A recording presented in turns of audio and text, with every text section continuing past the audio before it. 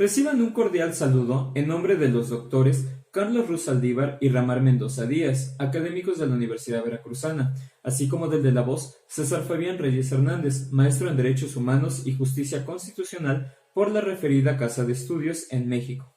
También nuestro especial agradecimiento por la oportunidad de presentar la ponencia titulada La judicialización del derecho humano a la educación inclusiva para un menor con trastorno de espectro autista en México.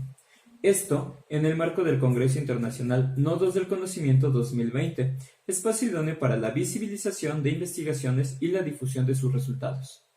Cabe señalar que la maestría de la que egreso se plantea, entre otros objetivos, formar profesionistas capaces de incoar eficaz y eficientemente mecanismos de justicia constitucional para la protección y defensa de derechos humanos. En esas premisas, el proyecto de intervención jurídica se convierte en un instrumento diseñado, monitoreado y evaluado por alumnos y académicos para mejorar o proponer soluciones a problemáticas jurídicas en las que se vulneran derechos fundamentales. Bajo este panorama, se detalla la intervención jurídica del de la voz, ocurrida de 2018 a 2020, que tuvo como objetivo lograr que las autoridades educativas garantizaran, en el ámbito de sus competencias, el derecho humano a la educación inclusiva para un menor con trastorno de espectro autista en adelante TEA en el municipio de Yecuautla, Veracruz, México, que es donde radica, toda vez que su derecho, al estar reconocido en normas locales, nacionales e internacionales aplicables, con características y estándares definidos, deriven obligaciones para el Estado, como asegurar un sistema de educación inclusivo en todos los niveles. En primer lugar, es menester apuntar que los derechos humanos como prerrogativas o derechos subjetivos deben ser reconocidos, respetados y protegidos por el poder soberano. Ahora bien, un derecho humano de especial relevancia es el de la educación, pues es intrínseco y un medio indispensable para desarrollar otros derechos humanos. Tal y como lo ha señalado el Comité de los Derechos Económicos, Sociales y Culturales de las Naciones Unidas, es el epítome de la indivisibilidad y la interdependencia de todos los derechos humanos. En ese orden de ideas, está delimitado por un marco normativo de distintos niveles que pretenden su garantía para cualquier persona. Entonces, el derecho a la educación no solo implica la cobertura, sino que debe cumplir con otras características que en su conjunto garanticen su efectividad, tales como la disponibilidad, accesibilidad, aceptabilidad y adaptabilidad. Por lo tanto, el derecho a la educación va más allá del acceso a la escuela, ya que contiene el derecho a aprender durante toda la vida y a participar de manera activa en la sociedad, debiendo responder a toda la diversidad. En ese sentido, convendría preguntarse, ¿el derecho a la educación es para todos? Si se considera la diversidad de alumnos que concurre a las aulas, ¿realmente todos ejercen plenamente su derecho? ¿Es efectiva la educación para todos? ¿De qué manera los factores contextuales impactan el ejercicio del derecho a la educación? ¿La inclusión educativa se garantiza para cualquier menor con TEA? Del diagnóstico realizado se determinó que el derecho humano en comento, junto con otros subderechos, resultaban conculcados al no existir las condiciones mínimas para favorecer su inclusión educativa. En la institución educativa pública de educación secundaria, disponible y asequible a sus condiciones económicas y familiares, misma que fue omisa e inclusive invisibilizó su situación de vulnerabilidad, pues no lo atendió de manera adecuada ni especializada. Entonces, la efectividad del derecho humano a la educación inclusiva para el menor vulnerado se alcanzó mediante la judicialización de su derecho, es decir, exigiendo ante un órgano jurisdiccional que las autoridades educativas estatales competentes cumplieran con lo establecido en las normas jurídicas. Para ello, la estrategia de intervención se planteó peticionar ante las autoridades educativas el aseguramiento de la educación inclusiva a través de la adopción de diversas medidas para transformar la práctica educativa. Sin embargo, en su respuesta, evadieron su responsabilidad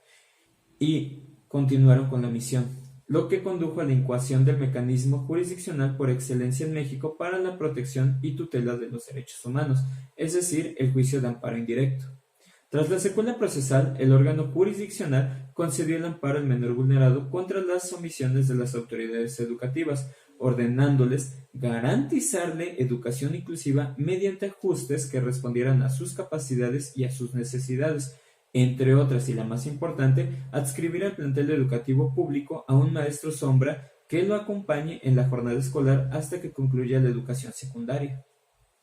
Se destaca que la figura del maestro sombra se contempla en la Ley para la Atención, Intervención, Protección e Inclusión de las Personas con TEA para el Estado de Veracruz, lo que permitió que el órgano jurisdiccional ordenara a la Secretaría de Educación de Veracruz lo adscribiera al plantel educativo. Esto resulta de gran impacto y trascendencia, pues en instituciones educativas particulares y especializadas son los padres de familia quienes contratan y pagan los servicios del maestro sombra, y en el caso señalado se obligó al Estado a que garantizara al docente en beneficio del menor, a partir de su situación de vulnerabilidad. Por lo tanto, a pesar de existir un marco normativo en el que descansa el derecho humano a la educación inclusiva para todos, los menores con TEA presentan un panorama muy complejo para su ejercicio, mismo que se agrava ante el contexto de marginación, la falta de acción y omisión de las autoridades y servidores públicos en sus obligaciones y los escasos recursos humanos y políticas públicas adecuadas que respondan a sus necesidades, lo que resulta en una problemática jurídica.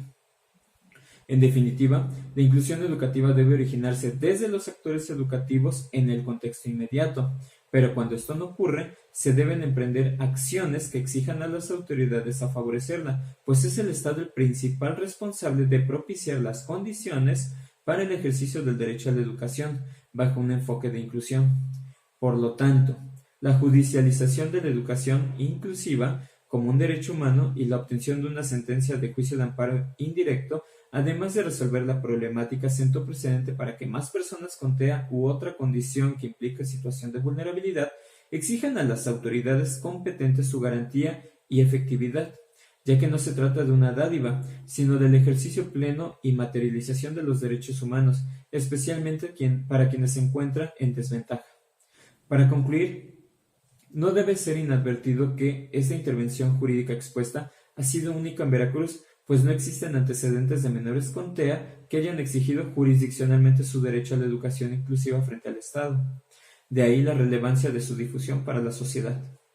Finalmente, reiteramos nuestro agradecimiento al comité organizador y a la Secretaría Técnica del Congreso Nodos del Conocimiento, así como a los coordinadores del simposio, los doctores Ricardo Pérez Calle y la doctora Elena Márquez de la Cruz, por la oportunidad de visibilizar los resultados de la intervención jurídica realizada. Muchas gracias.